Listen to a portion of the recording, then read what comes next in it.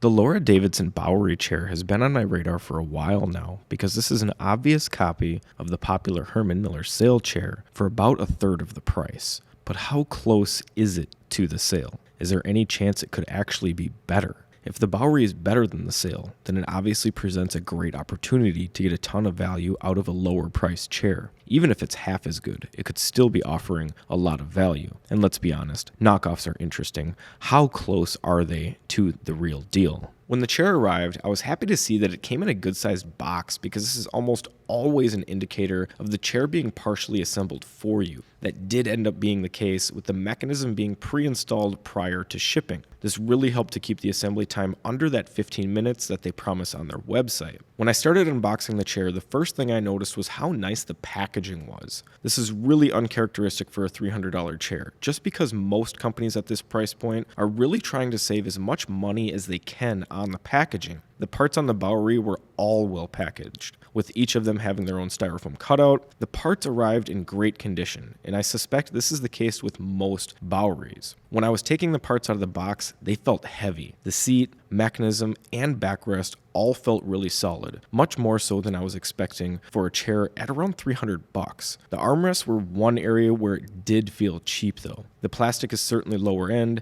and they feel flimsy compared to the other parts. The chair went together easily, which is not always the case with chairs at this price point. The jar fillet chair we recently bought was much more difficult to put together than the Bowery was. Once I got the entire chair together and I was able to see it fully assembled, I could definitely see the resemblance to the Sayl. It really does look a lot like it, from the seat shape to the poly backrest design to the slanted armrests. It also feels pretty solid overall. There's not a lot of wiggling or play in the parts that you'd normally expect to find in a chair at this price point. The seat feels pretty similar to the Sayl. It's more of a firm seat design overall, but it does have more foam than the Sayl. It's noticeably thicker, but I can feel that it's lower quality foam. I will have to see how this holds up over time, but my initial impressions are that it's pretty comfortable. It also has a good seat height range and a seat slider. I've only had a small amount of time to use the chair, but I do like the backrest so far. The material is non-abrasive and has a good amount of flexibility. It does not have an added lumbar support system, but I didn't find myself missing it, and I really like the high back design.